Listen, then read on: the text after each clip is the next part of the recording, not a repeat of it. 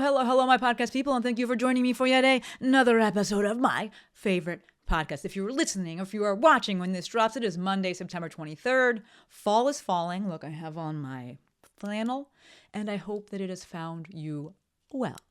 Today, we're talking about your Instagram follower count and whether or not that number actually matters. Spoiler, yes and no. We will get into the full nuances, or we'll get into the nuances in the full episode. But first, as per always, a few life and business updates. So life updates, really just kind of two updates here. Number one, I'm still rehabbing my knee. We will link a phenomenal podcast episode from my girl Anna, Movement Rev. She just did an episode about improving knee flexion, and it was full of confirmation bias for me. So if you listen to last Monday's episode, I don't even know. If you listen to one of the episodes I did, I was talking about my knee and kind of what I'm doing with it and what I think is going on, and then I went and listened to Anna's episode, happened to drop after that. And I was like, yes, this is all, everything that I'm going after. So we were voxing back and forth and everything. But it's a really good episode. So we will link that. Fun fact, Anna and I have the same YouTube guy, Joe. So Joe, if you could link that YouTube as well. Thank you. So Courtney will link the podcast episode. Jojo will link the YouTube. I actually watched the YouTube episode. I actually watched the YouTube episode because Anna, during it, she does like a little demo, and she has like skeleton bones that she uses. So maybe you want to watch the episode. I don't know. I'm old now and I like watching podcast episodes on YouTube. So we will link both of them. Thank you.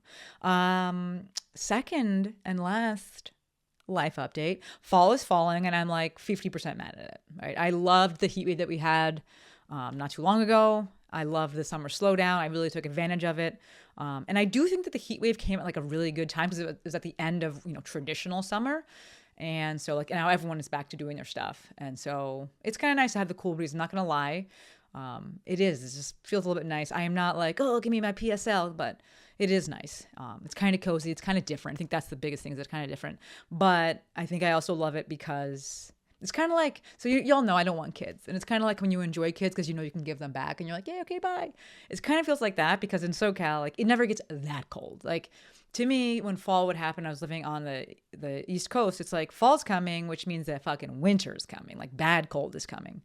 We don't really get that cold. Like, yes, for volleyball, it's a little unpleasant because we're on the beach and like low 50s in the morning on a wet sand is terrible.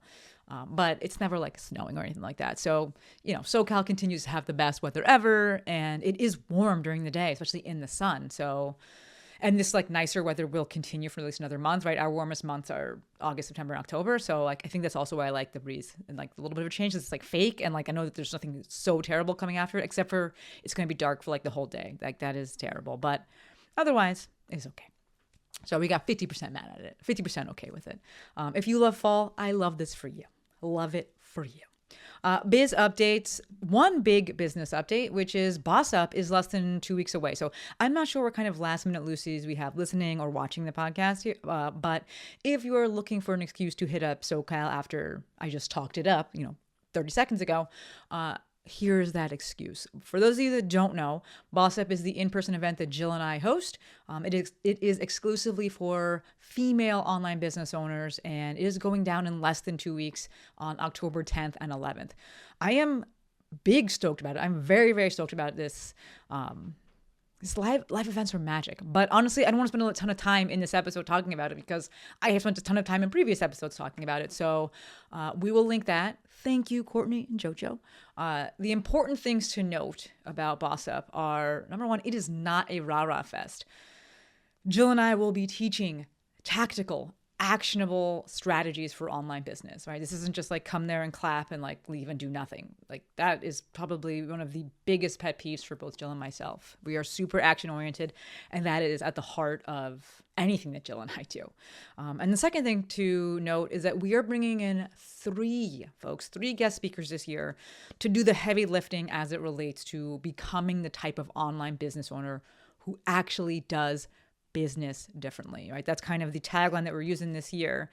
And having the courage to do business differently and having the courage to do business in a way that really aligns with you, which for many people is doing business differently. So our guest speakers are Rachel Strickland, Dr. Jennifer Hutton, and Dr. Uchenna Osai. I've brought all of them on the podcast. They are just magical humans. We will use that word. They are magical and remarkable humans. And I am just incredibly honored that they all said yes. And if you are looking for yet another reason to buy a ticket, to come to SoCal, it has got to be for these three women. So we have done podcasts. Jill and I have done podcasts on it, on BossUp. There's a ton of information on the registration page. So we will link all of that in the show notes. Thank you, Courtney. Thank you, Joe. And you can hit me up if you have any questions. You can DM me at The Movement Maestro. You can text me 310-737-2345.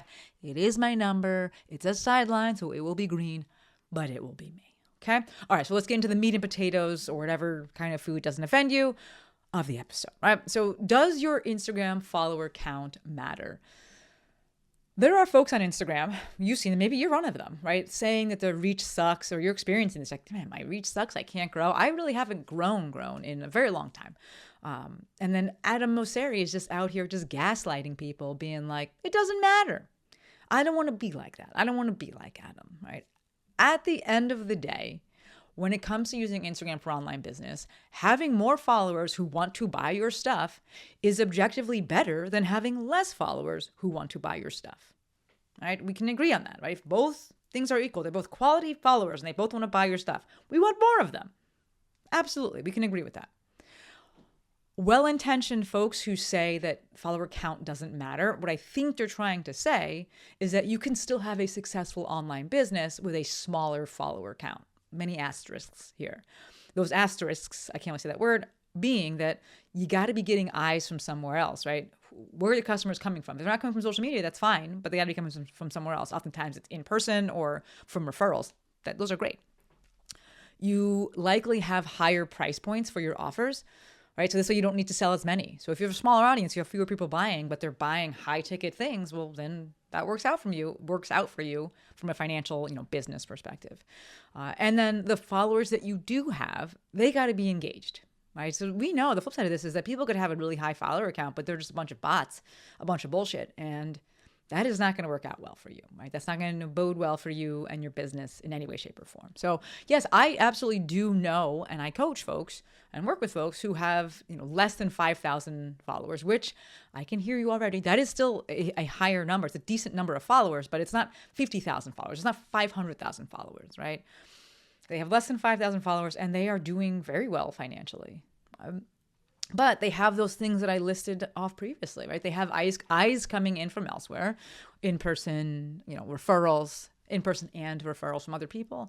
They have some higher price point offers, and they have engagement with the people that are actually there. So what should you do if you're listening to this and you have a smaller follower count? Like I feel like as I'm saying all this, people, if you are listening to this and you're like, well, great, I'm just going to throw myself in the road because I got 800 followers, Let's take a beat, let's take a moment and talk about some action items here. So number one, the nuance here is, where are you in your business journey? If you've just started, and to me, anyone that's less than 18 months, you're just starting, then definitely just keep going, right? Keep going. I have been at it for, 10 years, and I pseudo went viral just a few months ago, and I gained 300 followers from it. It wasn't like I gained thousands and thousands, so it's not like the true virality that we tend to see nowadays, right? If you have been at it, this social media thing, and you're well past that 18-month mark, keep going. Number one, a few points under this, niche down hard. This space does have a lot of people in it, and one of the easiest ways to stand out is by being specific. So niche down hard. Understand that each time if you really pivot your niche, that kind of starts the clock all over again. So keep that in mind. Doesn't mean not to do it. It's just, as it relates to expectation management, understanding what that reset does, or what that pivot, that niche down does. If you've been at it, another option, another thing to try to consider is diversifying your top of funnel. Right? So from the organic approach, that would be, a podcast. That could be other social media platforms, or that could be SEO. From the paid perspective or paid approach, that would be ads. Right? Again, when it comes to ads, my girl Claire Pelletreau, she is the number one, the only person that I'm going to recommend. If you've been at it for a while, right, from the financial side, what can you do? Consider a higher price offer. All right, so I'm not saying just arbitrarily raise your prices or things like that, but we understand that the number one thing that affects or impacts revenue is the price of, per customer. The cart value is what we'll call it. So if the thing costs more, you don't need as many people. So as it relates to those higher priced offers, one of the things that I think we can do from an action item tactical, approach is sharing. When you're on social media, make sure that you are sharing yourself, who you are, and you're doing the things that don't scale. Right? This is how we create that engaged audience. Right, which is what I said is very important if you have, it's very important for any sized following, but especially for a smaller account. And like, honestly, as I'm saying, it's just like the most important thing. Having an engaged audience is the most important thing. So especially if we're looking to, raise any kind of prices, things like that, make sure that your people know you, they like you, they want stuff from you, right? Do the things that don't scale. Remember people's names, do things one-on-one, get in the DMs, have conversations. Right? So I think two other questions that are worth asking that I wanted to bring into this episode are, is it too late to start on Instagram? And is the market too saturated? As I'm saying this, I'm pretty sure that I did an episode that was actually called, Is It Too Late for Instagram? I think I did. Courtney, if you could link that, that's amazing. Thank you. But as it relates to those two questions, I actually sent out an email to my email list last week. Are you on the email list? We'll put the link in the show notes. Okay, would love to have you on it. But the TLDR, too long didn't read, of that email was that it's easy to see shiny things in an ocean of shit. Right? The Threads algorithm, this stems from the Threads algorithm and my experience on Threads, right? So the Threads algorithm is doing me dirty, and I know that that's partially my fault because it kind of bases off of what you interact with, even though I'm not interacting with the engagement bait posts, but like it's showing a bunch of them, and also I'm just like, this is all just terrible. But there's a lot of engagement bait on Threads, and I believe that this is largely due to the Threads bonus program. There's just like a lot of copying, and there's a lot of useless shit, and I do think a lot of that is due to or secondary to the Threads bonus program. So flip side of this is, if you do have the energy to keep scrolling and sifting through and paddling through all the bullshit, which we all do because we just sit there and we keep scrolling, right? You've experienced this. When you come across something that's actually good and you actually enjoy it and you actually resonate with it and you're like, yeah, I want more of this. Right? It's kind of like built-in contrast marketing in a good way, because you folks know I kind of like don't love contrast marketing, especially when people like really just lean on the negative side. And either way, it's kind of like built-in good contrast marketing where you can easily compare things and see what's good and what's not, because this is like right in front of you. So to me, this is a benefit of you being on there, right? If your shit is good, it's easy to stand out. And I say that with all the caveats of like, I know there are other factors that go into it, but if you are putting out quality information, you're putting out things that actually help people, you're sharing yourself, you are showing up in a way that's unique to you, it is easier to stand out now, I think, than before, because there's so much shit, so much bad shit. So yes, people have to sift through it, but it's easier to see because it's just that much better, because there's just so much of the same bullshit that's being put out. So you have the courage, if you have the courage, to use your voice and show up in a way that really feels good for you and is unique to you. I do think that it's easier for people to see like, yeah, I really like that. I really resonate with that. Right? So the last thing to remember, and I kind of alluded to this earlier, is that this takes time. This whole thing, growing the audience, it takes a very long time, like a very, very, very long time. The closest thing to virality that happened to me, like I said, was about 2 months ago when my post that was tied into the Olympics went viral, quote unquote viral for me, which is like not viral actually. Like I had plenty of people that I worked with that like hit their post hit 1 million. I think Jesse's was at 2.5 million views. Like mine had like 75,000 or something like that. It was not at all true virality as we see, because some of these numbers, right, they're also like made up, right? They're just so high. But I gained like 300 followers from that, and I've been doing this for almost 10 years, and that's the first that it's happened to me, and it might be the only thing that happens to me, right? This shit takes a long time if it happens at all, right? Tying into that, probably one of the hardest things for me is explaining to people and just the reality that not everyone who plays the game gets to win. Right. I make a point to say this pretty much all the time, and it does hurt me to say it, but it's the truth.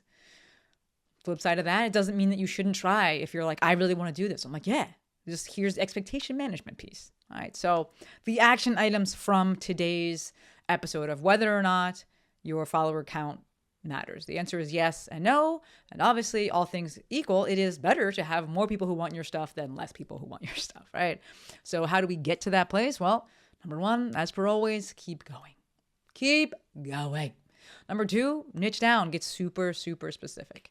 Number three, consider diversifying top of funnel, right? Whether it's going to a different platform or going to, something podcast, ads, SEO, things like that. And then lastly, within the same platform that you're on, make sure that you are sharing you are sharing yourself, and look to do the things that don't scale. Lean on that engagement. It really is the most important metric. All right? All right. Don't forget, BossUp is coming in less than 2 weeks. And if you are a last minute Lucy, the deets are in the show notes. Gonna wrap it up there. Nice and short, brief, nice and tight episode. As always, endlessly appreciative for every single one of you. Until next time, friends, Maestro out.